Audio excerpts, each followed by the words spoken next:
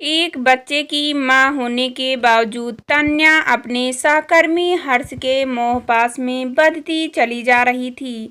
तो क्या वह अपनी बसी बसाई गृहस्थी को उजाड़ बैठी या फिर समय रहते होश में आ गई। मैं अमेरिका के शहर ह्यूस्टन में एक वीकेंड में पीडियो में बैठी कॉफी पी रही थी। तभी मेरी एक फ्रेंड का फोन आया। उसने मुझसे आज का प्रोग्राम पूछा तो मैंने कहा मैं तुम्हें ही याद कर रही थी। आज बिल्कुल फ्री हूँ, बोलो क्या बात है तन्या। आज थोड़ी अपसेट हूँ, सारा दिन तेरे साथ बिताना चाहती हूँ। ठीक है, जल्दी से आ जाओ और नरेश को भी लेती आना। नहीं, मैं अकेली आऊँगी। ओके। समीर भी यहाँ नहीं है। दोनों दिन भर खूब बातें करेगी। निम्मो को मैं जब हम भारत में थे रांची से ही जानती थी, मेरे पड़ोस में रहती थी। मुझसे 2 साल बड़ी होगी। उसने अपनी पसंद के लड़के से माँ बाप की मर्जी के खिलाफ शादी कर ली थी। फिर पति नरेश के साथ मुझसे पहले ही अमेरिका आ गई थी। निम्मो ने आते ही अपना बैग और मोबाइल टेबल पर रखा और फिर बोली, चल कॉफ़ी पिला। मैंने कॉफ़ी बनाई। टेबल पर कॉफ़ी का कप रखते हुए पूछा, आज तुम अपसेट क्यों लग रही हो? और वीकेंड में तो अक्सर नरेश के साथ आती थी, आज क्यों नहीं आया? वह कल रात नरेश ने काफ़ी डांटा था। मुझे नरेश और तुम्हें डांटे। अभी तक तो मैंने तुम्हें ही उसे डांटते हुए सुना है। जरूर तुमने ही कोई गड़बड़ की होगी। काहे की गड़बड़? नरेश चिंटू बेटे को लेकर दिन भर के लिए चेस टूर्नामेंट में गया था। उसके दोस्त सचिन ने फोन कर उसके बारे में पूछा तो मैंने नरेश का प्रोग्राम बता दिया। फिर मैंने पूछा कि क्या बात है, तो वह बोला कि कुछ खास नहीं, मूवी देखने जा रहा था। सोचा तुम लोग भी चलते तो अच्छा होता। फिर मैं भी दिन भर बोर होती, अतः मैं भी मूवी देखने चली गई।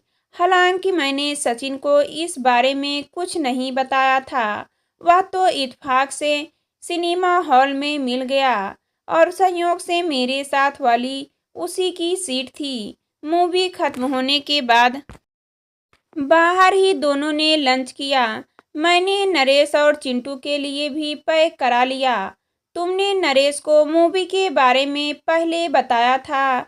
नहीं बताया तो क्या हुआ, आने पर बता दिया ना। इस पर बिगड़ बैठा और बोला कि तुम्हें बैचलर के साथ नहीं जाना चाहिए था। इसी को लेकर बात बढ़ती गई। तो उसने पूछा कि मुझे उसके साथ रहना है या नहीं। फिर मैंने भी गुस्से में कहा डाला कि नहीं रहना है, चलो तलाक ले लेते हैं। अमेरिका में तलाक आसानी से मिल जाएगा। मैं उसका मुंह देखने लगी। एक मैं हूं कि मम्मी ने पराये मर्द से स्पर्श होना भी गुनाह कहा था। जब हाई स्कूल में गई तभी मम्मी ने दिमाग में यह बात बैठा दी थी कि लव मैरिज बहुत बुरी चीज है और बेटी के मायके से डोली में विदा होने के बाद उसकी अर्थी ही ससुराल से निकलती है। मैंने ये बातें गांठ बांध कर रख ली। एक निम्मो है जिसने अपनी मर्जी से शादी की और अब वह परदेश में तलाक तक की बात सोच रही थी। भले तलाक ले या नहीं, इतना सोचना ही बड़ी बात है मेरे लिए। मुझे अपने पुराने दिन याद आने लगे। मैं भी थोड़ा बोल्ड होती तो अपना फैसला खुद ले लग सकती और आज समीर के साथ नहीं होती। मेरा जन्म भारत के बिहार राज्य के एक मध्यवर्गीय परिवार में हुआ था। मेरा नाम तन्या है, पर घर में मुझे प्यार से तनु कहकर बुलाते थे। प्रारंभिक शिक्षा गांव के स्कूल में हुई थी। उन दिनों मैं मम्मी के साथ गांव में थी। पापा की पोस्टिंग छोटे शहर में थी। जब पापा का प्रमोशन के साथ रांची ट्रांसफर हुआ तब हम लोग रांची चले गए। मम्मी काफी पुराने विचारों वाली धर्म भीरू महिला थी। उन्होंने शुरू से ही कुछ ऐसी बातें मेरे मन में भर दी थी जिन्हें मैं आज तक नहीं भूल पाई। लड़कों से दूर रहो, उनके स्पर्श से बचो। आदि आदि रांची आने पर मैंने देखा कि यहाँ स्कूल कॉलेज में लड़के लड़कियाँ आपस में बातें करते घूमते फिरते हैं। मैंने जब मम्मी से पूछा कि मुझे लड़कों के साथ बात करने की मनाही क्यों है, तो उन्होंने कहा, तनु बेटी, तुम नहीं समझोगी। तुम इतनी सुंदर हो कि मुझे हमेशा डर बना रहता है। शहर में तो और बचकर रहना है तुम्हें। किसी तरह बीए कर लो, इसके बाद एक अच्छा सा राजकुमार देखकर तेरी शादी कर दूं।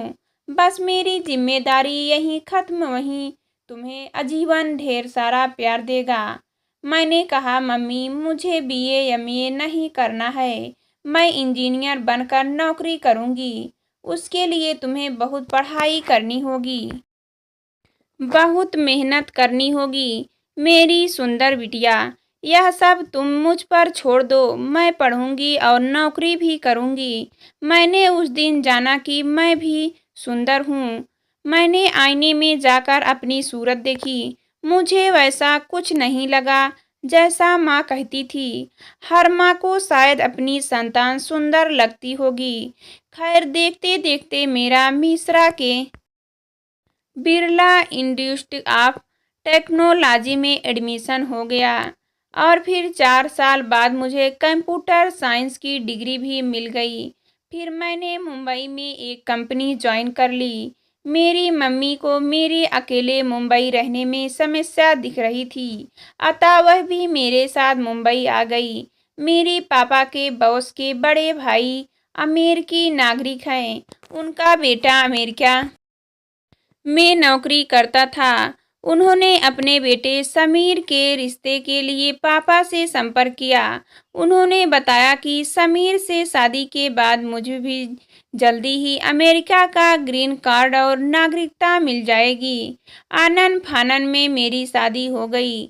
मैं अमेरिका के ह्यूस्टन शहर में आ गई। फिर मुझे जल्द ही ग्रीन कार्ड भी मिल गया। मेरे पति समीर गूगल कंपनी में काम करते थे। मुझे भी यहाँ नौकरी मिल गई। अमेरिका में कॉफ़ी, बड़ा बंगला, चार चार महंगी गाड़ियाँ और अन्य सभी ऐशो आराम की सुविधाएं उपलब्ध थी। मैं समीर की पत्नी भी बन गई और जब उसकी मर्जी होती उसके लिए पत्नी धर्म का पालन भी करती। पर मर्दों के प्रति जो मन में एक खौफ था, बचपन से उसके चलते अक्सर उदासीनता छाई रहती। हम दोनों के विचार भी भिन्न थे। समीर शुरू से अमेरिकन संस्कृति में पल बढ़ा था। यही कारण रहा होगा हम दोनों में असमानता का। पर मैंने महसूस किया कि आज की तक उसने कभी मुझे प्यार भरी नजरें से नहीं देखा, न ही मेरी तरफ में कभी दो शब्द कहे। अपने साथ मुझे बाहर पार्टियों में भी वह बहुत कम ले जाता।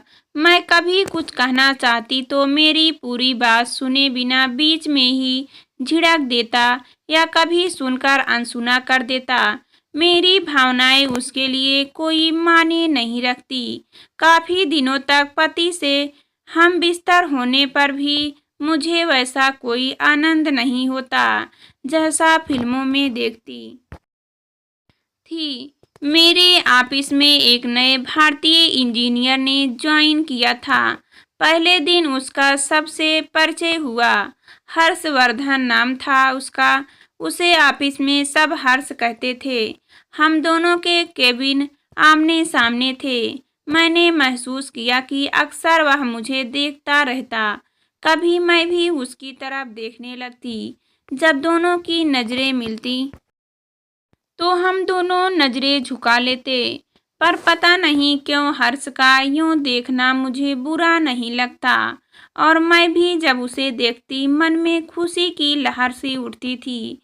मुझे लगता कि कोई तो है जिसे मुझसे कुछ तो दिखा होगा। अभी तक दोनों में वार्तालाप नहीं हुआ था। लंच टाइम में ऑफिस के केबिन में दोनों का आमना सामना भी होता। नजरें मिलती, बस कभी उसके चेहरे पर हल्की सी मुस्कान होती जिसे देखकर मैं नजरें चुरा लेती। इस बीच में प्रेग्नेंट हुई। हर्ष और मैं दोनों उसी तरह से नजरें मिलाते रहे।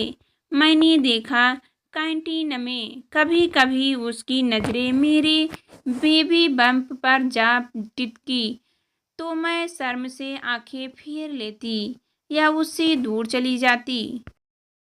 कभी बीच बीच में वह काम के सिलसिले में टूर पर जाता तो मेरी नजरें उसे ढूंढती।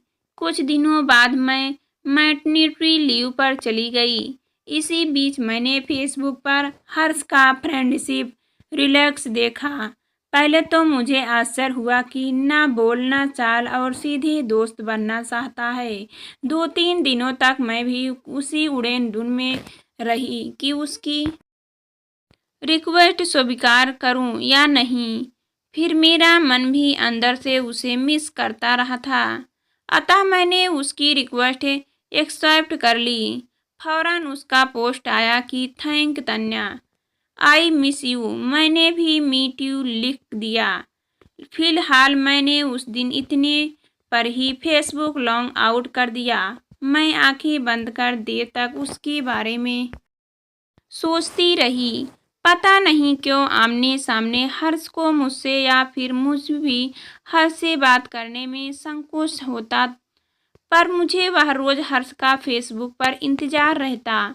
मेरा पति समीर भी जानता था मेरे एफआरबी फ्रेंड के बारे में, पर एक यह आम बात है, कोई शक या आश्चर्य की बात नहीं है। उसे इसमें कोई फर्क नहीं पड़ता था।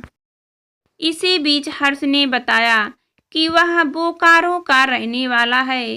बीटेक करने के बाद अमेरिका एक स्टूडेंट वीज़ा पर आया था और मास्टर्स करने के बाद ओपीटी पर है। अमेरिका में साइंस, टेक्नोलॉजी, इंजीनियरिंग और मैथ्स में स्नातकोत्तर करने पर कम से कम 12 महीने तक की ऑप्शनल प्रैक्टिकल ट्रेनिंग का अवसर दिया जाता है, जिस दौरान वे नौकरी करते हैं। अगर इसी बीच किसी कंपनी द्वारा उन्हें जॉब वीज़ा एच-1बी मिल जाता है तब वे 3 साल के लिए और यहाँ नौकरी कर सकते हैं, वरना वापस अपने देश जाना पड़ता है। हर्ष और मेरे बीच फेसबुक संपर्क बना हुआ था। इसी बीच मैंने एक बेटे को जन्म दिया। हम लोगों ने उसका नाम आदित्य रखा, पर घर में उसे आदि कहते हैं। हर्ष ने मुझे और समीर को बधाई संदेश भेजा। मेरे घर पर पार्टी हुई, पर मैं हर्ष को चाहकर भी नहीं बुला सकी। ऑफिस स्कूलिंग के लिए अलग से एक होटल में पार्टी दी गई। उसमें हर्ष भी आमंत्रित था। उसने आदि के लिए टाइयर्स इरस और मेसी दोनों स्टोर्स के 100 टेलर्स के गिफ्ट कार्ड दिए थे ताकि मैं अपनी पसंद के खिलौने व कपड़े आदि ले सकूं। पहली बार इस पार्टी में उससे आमने सामने बातें हुई। उसने मुझे बधाई देते हुए धीरे से कहा, तान्या तुम ऐसे ही सुंदर हो, पर प्रेगनेंसी में तो तुम्हारी सुंदरता में 4 चांद लग गए थे। मैं तुम्हें मिस कर रहा हूँ। ऑफिस कब ज्वाइन कर रही हो? मुझे हर्ष से यह उम्मीद नहीं थी, पर उसके मुंह में सुनकर मुझे बहुत अच्छा लगा और मन को अजीब सी शांति मिली। मुझे लगा समीर के लिए तो मैं टेकन फॉर ग्रांटेड थी। उसने मुझे कभी मिस किया हो या उसकी बातों से कभी मुझे प्रतीक नहीं हुआ। खैर 2 महीने बाद मैंने ऑफिस जाना शुरू किया। मेरी सास घर में रहती थी और डे टाइम के लिए एक आया भी थी, इसलिए मैं आदि को उनके पास छोड़कर ऑफिस जाने लगी। पर हर्ष के सीधे कोई बात नहीं होती थी, बस फोन पर मैसेज आदान प्रदान हो रहे थे और एक दूसरे को देखना होता तो लंच में भी थोड़ी देर के लिए घर आ जाती थी। बेटी आदि के पास मेरा मन हर्ष से बात करने को तैयार था, पर मेरे लिए बेटे को भी देखना जरूरी था। एक बार ऑफिशियल मीटिंग में हम दोनों बगल में बैठे थे। उसने धीरे से मेरे कान में कहा, मुझसे बात करने में कतराती हो क्या? मैंने सिर्फ ना मैं सिर हिला दिया। फिर बोला, कभी शाम को साथ कॉफ़ी पीते हैं, बाद में बात करते हैं। मैंने कहा, मैं उससे मिल सकती हूँ, मुझे भी अच्छा लगेगा। पर वह मुझसे क्या चाहता है या मुझ में क्या ढूंढ रहा है, मैं समझ नहीं पा रही हूँ। एक बार कंपनी को बड़ा ऑर्डर मिलने की खुशी में पार्टी थी, सिर्फ ऑफिस के लोग के लिए। इत्तेफाक उस दिन मैं भी और हर्ष एक ही टेबल पर बैठे थे। उसने कहा, शुक्र है आज तुम्हारे साथ बैठकर बातें करने का मौका मिल गया, बहुत अच्छा लग रहा है।